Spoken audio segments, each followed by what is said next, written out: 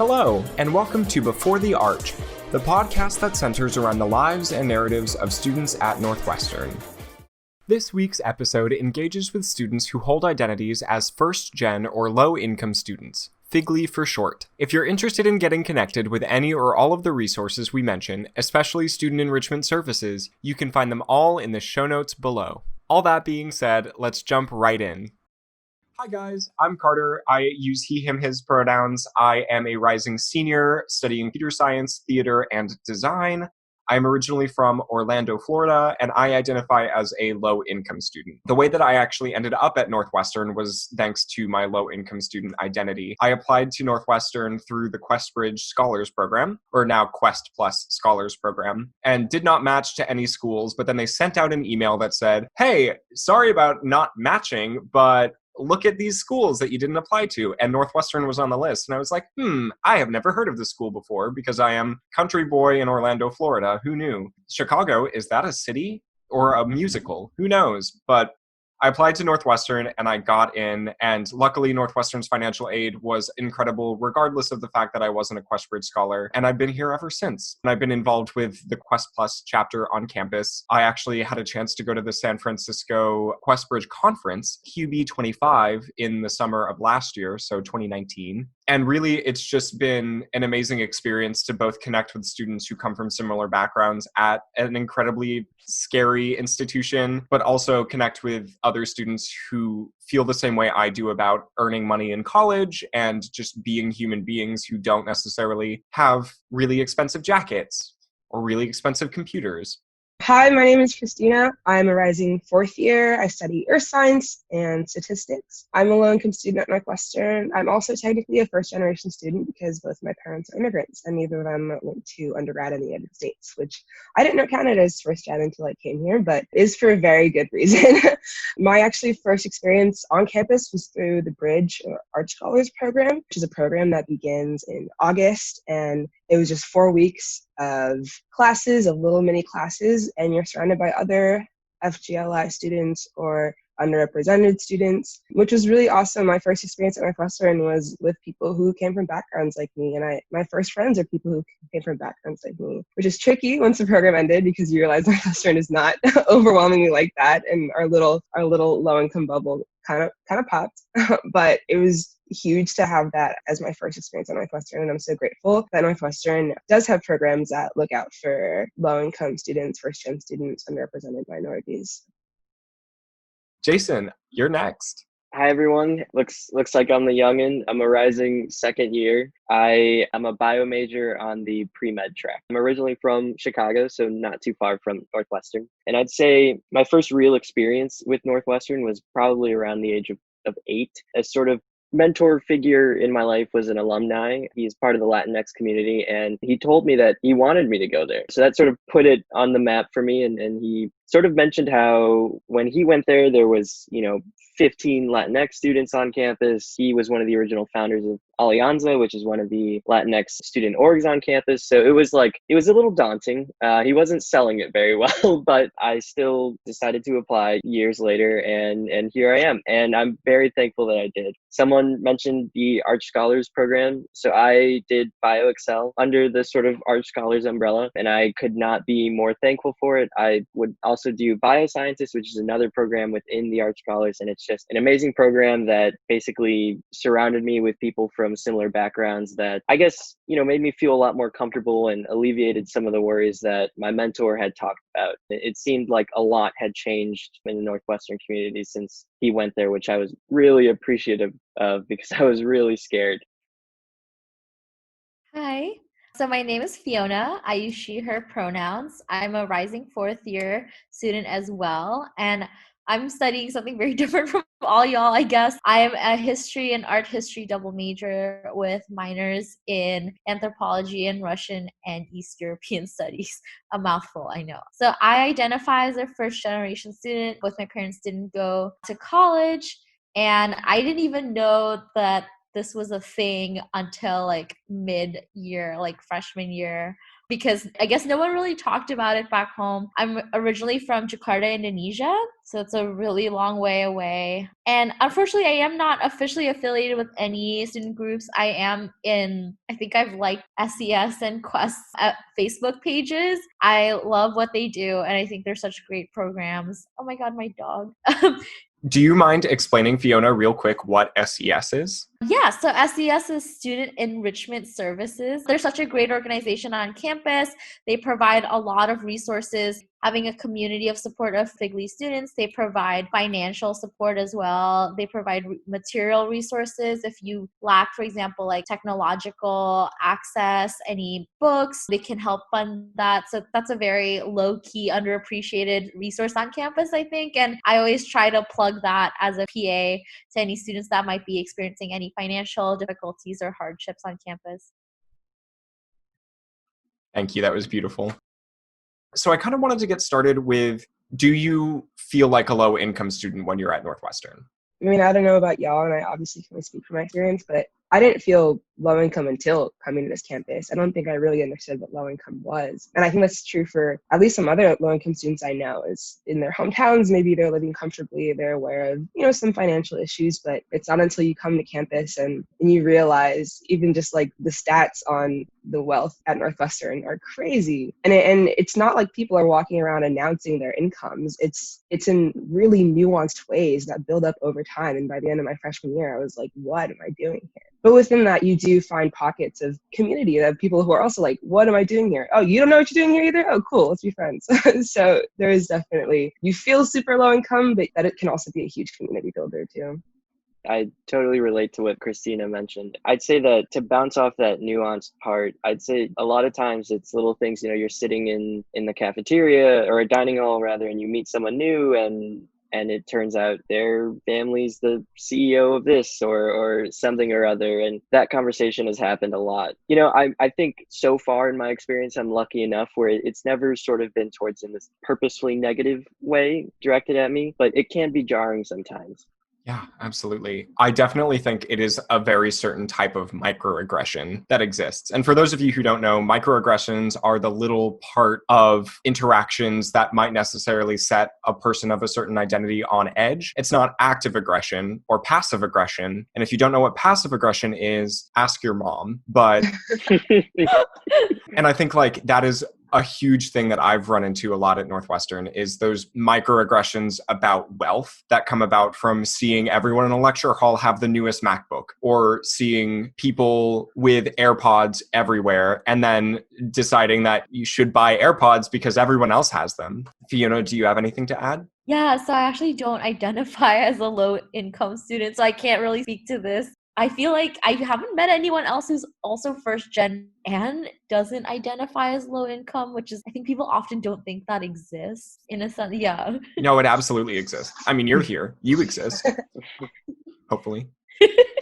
So actually, I'm going to direct this to you. What is your experience like as a first gen but not low income student? Yeah, it's been really strange. So like my parents have always been open that they never went to college. They were terrible in high school. They grew up dirt poor. I actually went to a private school back in Indonesia, and it was really strange as we started growing up and we started thinking about our college plans when people were like, oh, my parents went to Columbia, my parents went to Harvard, and it's, oh, y'all's parents went to college, not just any college, you went to Ivy Leagues. And this is 70s, 80s Indonesia, right? So you must have been really rich. It was surreal. And then when everyone started to apply to college, I was kind of lost. I didn't know where to go. There was a kind of an expectation that we would go abroad, something that's expected of a lot of students back home. When I started to apply for college, I couldn't really ask my parents for any opinions at all because they don't know. They like, it's not like they even went to school in Indonesia. They don't know what things meant. I was really at the mercy of my school's career counselor. And then I had to like just pretend with my friends that I too would like to go to my family's alma mater. It's like a surreal, like kind of like a balancing act of pretending to fit in, I guess. And then realizing I don't know these things, but I don't know what I don't know. Mm-hmm. So that's been the most challenging part, I think. Yeah. Oh, I absolutely like not having parental support in applying for college because they just don't know what it's like was awful. You feel like you're just flying in the dark and just making these really big decisions that are going to affect the rest of your life with no flashlight, right? Filling out the FAFSA alone, I was my pants. I thought am I allowed to say my pants? I don't know. I was my pants because I was like, is the federal government going to knock down my door if I say if I get a field wrong from transferring from the IRS thing? I don't know. No one at my, like, I went to a Title I high school, which if you don't know what that is a high school that receives federal funding because the majority of the population is low income. And we were above a certain threshold. I was on free and reduced lunch. Our guidance counselors just were underfunded and under-equipped to deal with the idea of me wanting to leave the state of Florida. So I did all of that myself, which is scary, really scary. Jason, Christina, what were your experiences? Well, I mentioned this earlier, but so I went to Lincoln Park, which was definitely an experience. It's incredibly racially and socioeconomically diverse. The area itself is incredibly affluent, but I would say that they bring in a lot of kids from all over the city, and I was one of those kids. And so we had I want to say we had 870 kids in our graduating class, and I think we had 2 or 3 guidance counselors. So it was a heavy, sort of heavy load that these guidance counselors had to sort of deal with. But I think my experiences, I sort of lucked out, I would say, with the good guidance counselor. Some of my friends didn't have the best experience with theirs, but mine was always incredibly supportive of me going to Northwestern. One has to think that perhaps it could have been influenced by the fact that Northwestern was only 30 miles north, or however many miles it is. What that experience would have looked like if I would have applied more broadly, say to the East Coast or even internationally. But overall, I'd say that I had a positive experience. Speaking to like the first gen experience, kind of like I mentioned, I'm kind of a unique first gen student in that neither of my parents went to school in the United States. And I am really, really careful when I like take on the first gen identity because there's so much privilege in having parents that went to college at all. But definitely kind of like you're mentioning, Carter, that the United States undergrad college system is like its own beast. And my parents are just like, college tours, what? They had no idea. And especially when I started thinking about applying to more selective schools, that's when they really, really kind of tapped out. They were just like, this is a whole other realm. And it's true. So our school was about 45% on free and reduced lunch. So there's a good amount of socioeconomic diversity. But we had this one lady who was a highly selective college guidance counselor. And she only worked, you'd like apply to work with her. She only worked with students who wanted to go to highly selective schools. And I remember like me and everyone else who had applied to work with her sitting in a room and her telling us all like the secrets. And she was like, you need to start touring now. You need to go to all the colleges now. And if you want to have any chance in your Common App, you need to do something crazy over the summer. So like ask your parents to like send you across the country, do something crazy. I was like, what? This sounds like, it became very clear that highly selective had a really strong correlation with wealth. And that's kind of where a lot of times you see the intersection of low income and first gen come out, is that people who have the resources to beef up their applications or have the resources to tour all the Ivies and then some have a really strong edge in their applications. And you don't get that if you're a first gen student, and you certainly don't get that if you're a low income student. If you identify that way, don't undermine your experience, because it is a lot to take in without having that prior context. I do just want to say I have a similar complicated relationship with the title of first gen. My mom went to college while I was in high school. She was getting her degree while working 2 jobs. So like technically my mom went to college, but by the time she had like a good grasp of what college meant, I was in college. Like I had already applied. Still, I think it's really important, exactly what you were saying, Christina, that there is no qualification of the identity first gen or low income. There's no magic number that you are above or below that makes you either low income or not low income. If that is what your experience is, that is your experience, and no one can take that away from you. A little bit of a little motivational push right there in the middle. So I want to transition a little bit into what your experiences are like on campus. Would you guys mind sharing when the first time you felt supported as a first gen low income student on campus was? I would say for me, it was probably meeting a professor of mine, a mentor of mine, Dr. Luke Flores. He is an absolutely amazing person. I'm so happy to say that I'm PAing his seminar this year, which is such a big honor. He's such a big mentor to me. But I guess I would say you will feel most supported when you find someone to talk to who sort of understands everything that's going on. And so for me, I'm lucky enough where my parents show interest in what I'm doing, they'll ask me about like the lab I'm in or something like that. But having Dr. Luke Flores and being able to like tell him, even if it's, oh, I did this week in the lab and it was super cool, and him cheering me on, that's so big, to have someone who understands the process and I guess understands the magnitude of it and can really support you. I feel most supported by having someone to talk to who sort of understands the process fully.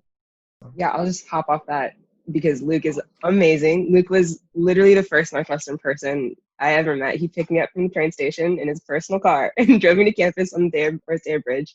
There are incredible professors out there who are really, really willing to fight for people with our identities. And like similarly, I think the first time that I really felt supported was through Bridge, was meeting people who, when I was like, yo, I can't afford dinner tonight, they're like, yeah, no, let's go to Allison. Like that is a little thing, but it's huge. And having that community from the get-go, it kind of felt like I went into Wildcat Welcome and I went into freshman year with my squad, and I felt so almost like protected and supported.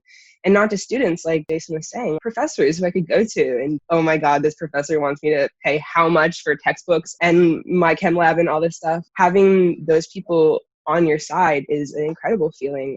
And I'm lucky that I had Bridge, that I didn't really have to look very hard. They were just plopped in front of me. Just echoing what everyone has said, it definitely is. It takes special people, mentors around you to make you feel welcome and included. As I mentioned previously, I didn't even realize I was first gen. I didn't really know that term until sometime in my freshman year. I think there was a representative from Quest who advertised the Quest ice cream social. I was like, oh my gosh, like this group existed, and I didn't realize there was a group on campus and they were giving out free t-shirts, and I was like, oh, I want a t-shirt. I would say like it wasn't really a Northwestern mentor that was the first one, but I have a mentor still from the Art Institute. She's Dr. Madhuvanti Ghosh. She's the curator, and she has a very long title. She's the Alsdorf Curator of Southeast Asian, Himalayan, and Islamic art at the Art Institute of Chicago. But I was really blessed because I was able to get an internship there through the Mellon summer program, which was like a diversity curatorial program. It's aimed at FGLI students and people who are traditionally underrepresented in the museum world. I was able to get my TA from my first ever art history class to write me a recommendation. And I would say that like I think about this a lot, and it's like she had faith in me when that was my first ever art history class ever. And that has really kickstarted and allowed my career in the arts to happen. Yeah, like I've been really blessed to have people like that who like support me professionally and personally and see me as a person. I love to hear those stories. And I think that is one thing that I would recommend to any first year student is when you like a professor, just talk to them. They'll like you back. They're just human beings who happen to have 4 more degrees than we ever will, but that's fine. My first experience feeling supported was actually way earlier in the process. Northwestern has this thing called Wildcat Days where they invite students who are accepted regular decision to come see campus. And I got an email about them that said, hey, Carter, we recognize that your family is considered low income. Here's a flight voucher to come to Chicago. And I stayed with my cousin who lives in Lincoln Park. The rest was history. Like Northwestern was like $800. Okay, here you go. I guess I'm cheap because I couldn't have turned that down after $800, right? Thank you guys for sharing that. How did Wildcat Welcome change how you feel about your identities? I think way back, Christina, way back. Jason, maybe this one's yours because you're a little bit closer to the experience. Yeah, Christina touched on this a little bit before, but I had the privilege of staying on campus with other first-generation low-income students in a dorm, and that really was my first experience with Northwest. And then the first real experience with everyone else, the entire student body, was Wildcat Well. The first time that it really set in was they took us to Ryan Fieldhouse. I remember just seeing all of these people I'd never seen before. And like I said, it was all very exciting, but it was also a little bit eye-opening because it was very broad range of a group of people who I had not seen before, having been on this dorm surrounded by, first generation and low income students. And so sort of just opened my eyes to my identity in the first place, I guess, if that makes sense. Living in dorm, I didn't really see it as, oh, we're a whole bunch of group of first generation low income students. It was more so we're just a group of students living in this dorm, and once you're around Ryan Fieldhouse and you see everyone, it's, oh, maybe I am part of these groups, which is also, it also can be a beautiful thing because you are part of that community, and you realize that that is a community at Northwestern. I do remember exactly what Jason said. I didn't see us FGLI students. I just saw us as kids, as freshmen. And then Wildcat Welcome hit. It definitely wasn't apparent. Like I said, no one is just like shouting, like, my dad's a CEO. But it's the little things that they talk about. They spent their summer vacation in Cod or whatever, their second house, their lake house, those topics of conversation. I just want to be candid that I didn't have the best Wildcat Welcome experience because it was really, really jarring. And so I would go to the stuff in my PA group. I would go to lunches, go to the TNDs, but any second I got, I was off and I was finding my bridge friends, which is really interesting because no shit, I love all my PA students from last year. Last year, I had a PA student who was also a bridge kid, and she did the exact same thing. I got it so much. It's like, who are these people? I have my friends. I don't want to sit here and talk about your lake house. If I don't have to be around people who make me uncomfortable, who are making me face my identities in a way that I've never had to, I'm not going to do that. I'm going to be with people I'm comfortable with. And so for students who are part of Bridge, for students who did BioExcel, for students who have those communities, Wildcat Welcome can be a lot because it is nuanced. You don't even know why these people feel a little weird, why they feel a little different. So you're flocking to what you know, and you're flocking to your communities that you have. Being low income is not a walk in the park. I'm not like celebrating it all the time, but the communities that come from it are so strong and so powerful. First years who are in those identities, don't fight those urges to feel a little jarred. That's so normal and so natural. Really lean into your support systems. And then that goes for PAs too. If you notice your students, at least for me, like noticing my student was kind of backing up. I was like, I'm not going to push someone to grow faster than they're ready to grow. I also had kind of a rough Wildcat Welcome, but mainly because I did the international student orientation before that. So I had like basically 2 Wildcat Welcomes, and that was really rough. So I couldn't bring the pep, I couldn't bring the step that everyone else was bringing because I've been here. I did the whole song and dance. But I think I feel you, Jason, when you said when you saw everyone and I am a part of this. I also felt really sad. I didn't feel any different from anyone else. And that's been my saving grace as well as someone who identifies as first gen. I often forget that fact. I've been lucky to have people who support me, having my parents being really excited because they were there for Wildcat Welcome with me as well. Oh, like I made it. Nothing else mattered. We get to be on the same playing field, which I mean, obviously is not true. And I realized that later because there are certain things that I didn't realize I didn't know at that point, but it felt good at that point because I was like, okay, now we're starting at this point. This is the right place to be. And it felt like a really special time. It is a marathon in person, and it's going to be a marathon online as well.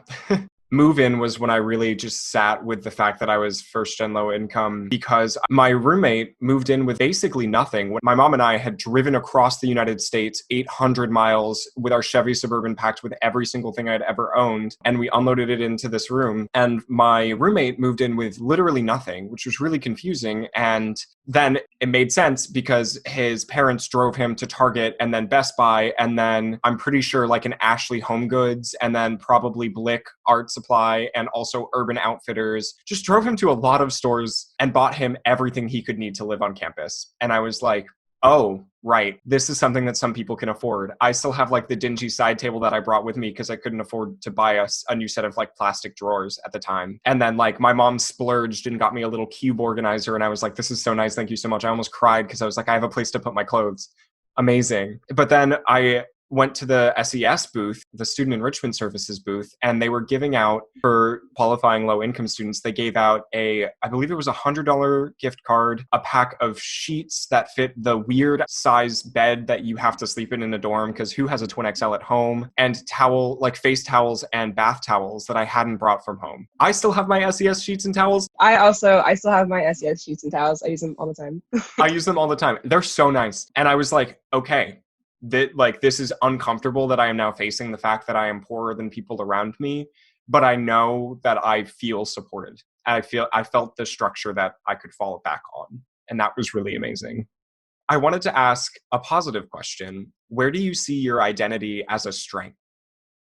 I can start. I feel like I've never really seen it as a barrier necessarily because I'm just someone who's so gung-ho about everything. I'm very pushy with what I want. I'm very ambitious. And so I think it is a benefit because I never came in with any preconceived notions. So I have a blank slate, right? Like, and I'm so lucky to have parents who are so supportive in whatever I want to do. And in fact, I think them not going to college is a kind of a blessing, because I don't want to reinforce any stereotypes, but it's like, I often get the whole, I can't believe you're Asian because your parents never had any notion of what you're supposed to be. You're not supposed to be a doctor, a lawyer, or anything. Like, my dad actively pushes me to study literature or history. And I got to tell him, like, Dad, I don't want to do literature. Like, I'll stop at history. My dad would always tell me, I've never gotten the chance to do anything you have. And now that I have the resources to send you to college, I want you to do anything you want, because literally make up for my lost time, do whatever you love. I have to just focus on what I can be grateful about. Managed to get into such a good school. I have such a good support network. I know there are so many things in the future for me to achieve. If I focus on what I never had, or any of the obstacles I had, then it's just going to hinder me from being able to achieve those things. I definitely find it to be a strength and something that's unique and definitive in my journey in a good way. It can be a negative thing, but it can also teach you a couple of things. It can sort of teach you that we might not have someone we know to go to for an internship. It sort of teaches you that you kind of have to search and you kind of have to fight. Even back in high school, when I was looking for programs and things like that, you really got to put your best foot forward and search as hard as you can, because none of these things will sort of be given to you. I'm thankful to have different resources on campus like SES and like Luke, who we talked about before, who have helped me. But I also know that being first generation has also taught me to seek those resources and also how to deal with it when you don't necessarily have. I guess it just makes you stronger at the end of the day. As the great scholar Kelly Clarkson once said, "What doesn't kill you maketh you stronger." I think that's in the Bible part, actually. Oh, sorry. Misquoted. Yeah. Is that blasphemous? I don't want to step on anyone's head by equating Kelly Clarkson to Jesus. I mean, I'm Jewish, so I could not tell you. No, but that's exactly right. I love what Jason said about that. I feel like he mentioned it's a fight, and I don't want to romanticize struggle, because it's not romantic. When you feel alone, you're not like, wow, I'm growing so much. You feel alone. But it has, especially coming up on my 4th year now, I'm just like, oh my God, I did that.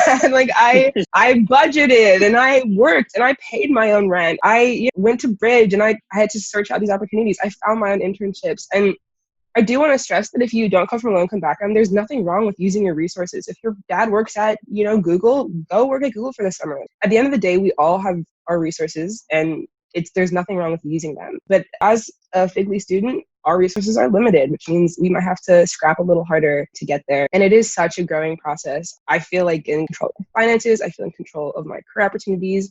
I feel so in control of my life. And it's hard because control is scary. Control is terrifying. Sometimes you want to just Jesus take the wheel and not have to think about it, or Kelly Clarkson take the wheel. It's worth it. It's super, super worth it. And you feel so proud of yourself. Also, it kind of just teaches you to live in the moment a little bit. I'm not worried about something that I didn't know I was supposed to be worried about, which was such a huge blessing. And even at Northwestern, I've had my academic moments, but I think because I don't, kind of like Fiona was saying, because I don't have that pressure from my parents to mimic their experience or to live up to their experience, I have so much room to fail. And that's been really beautiful, and that's been really awesome. And again, it's hard. I'm not trying to say oh, it's just this beautiful 4 years of growth.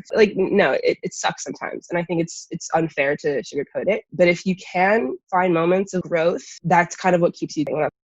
Absolutely. I think everything y'all said was beautiful. I'm going to pass on 3 words of wisdom that came from my peer advisor when I was a wee freshman 3 years ago now, almost 4 years. It's about the grit and the grind. It takes some grit to do the grind. And I really want to emphasize that coming into Northwestern as a FGLI student, you might have less resources than students at Northwestern, but Northwestern is the biggest cache of resources that you will ever see. Northwestern has fingers in literally everything that exists in the planet. If you want to go into nanoscience, please do, because you can, because you're at Northwestern. If you need $100 a month for your therapy bills and you can't afford it, you can, because Northwestern exists. If you are worried about textbooks, guess what? There's a program for you. It's called Books for Cats, and it connects first-year students with textbooks on the cheap or on the free if you can't afford them. Those resources are there for you. And while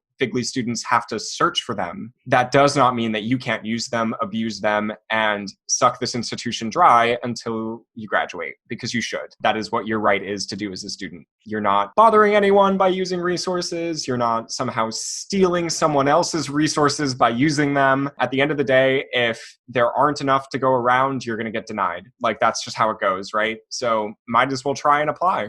I want to close officially now with a really stereotypical question. What would you say to first year FGLI student you before they came to Northwestern? I feel like I'm the least suited to say this since I'm a rising second year. And also, I'll never forget an upperclassman called like a whole group of us freshman kids. Someone questioned it and he was like, if you were a sophomore, I wouldn't call you kids, because the growing from freshman year to sophomore year is so huge that like once you're a sophomore, you've grown so much that no one can really call you a kid anymore. To be brutally honest with you, I'm terrified because everyone knows freshman year was cut off early. But if I was, from what little experience that I've had, if I was to tell myself something, it'd say, don't be afraid to fail, because failure is inevitable for everyone. Once you become comfortable with that and learn to sort of pick yourself up as you have in the past, then you'll be in a much better place.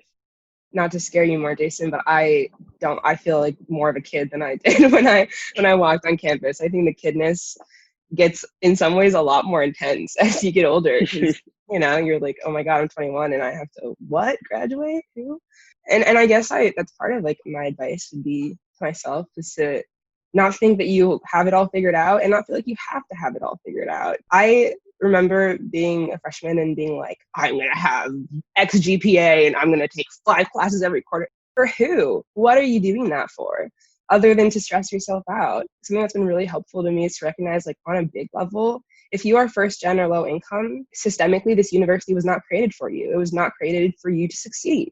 And so you being here, even if you're here and you're failing all your classes, even if you're here and you're doing 1 major and taking 3 classes every quarter, you simply existing on this campus is so powerful. Your ancestors are turning in their graves. They never could have imagined the level of success you'd have achieved. And so contextualizing it like that, you just have to allow yourself so much grace, because you're surviving and thriving in ways that, again, your ancestors or your parents, if you're first gen, could have never even imagined. Just your existence on this campus as a FGLI student is so powerful.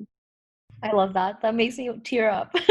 I think I would tell myself that I deserve a seat at this table just like everyone else. I might have to work harder. I might have to work longer and ask more questions. I have to just be proud and grateful for everything that has come to me. Definitely, I agree with Christina. Like, have compassion for yourself. A lot of people can be really tough on themselves at Northwestern, but at the end of the day, things are tough and there are a lot more challenges for FGLI students, and you just have to realize everything that you've accomplished, and like, you made it to Northwestern. That's a big deal, and no one should ever forget about that.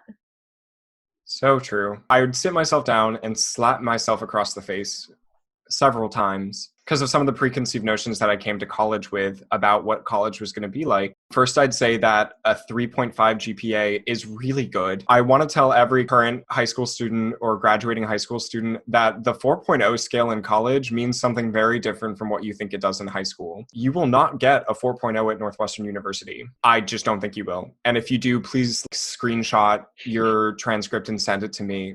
College GPAs look so different from high school, and that 3.5, that 3.2, that 2.8, that 2.5, that 1.8, you graduated. Well, no, none of us have graduated. I should probably be beeping the word graduation at this point because it scares me. The goals that you set for yourself in high school look different when you get to college. They just will. A good GPA will look different. Ultimately, I think recognizing that as a FGLI student, you have to run further than your peers, and letting go of the comparison to the people around you, especially when it comes to those classes that publish everyone's grades with your net ID. Ignore the rest of them because they didn't have to work 3 work-study jobs for 25 hours a week to afford tuition. They didn't have to struggle to stay awake every night because you're so exhausted by the end of a 9-hour workday that you can't do your homework. They didn't have to turn down student groups because you had to work. Recognize the power and the beauty and the strength of what you have to go through, and acknowledge that it's hard. Acknowledge that it's okay to get to the end of the day exhausted, and hopefully you'll be better for it, and hopefully the results will pay off, just not in the way that you think they will.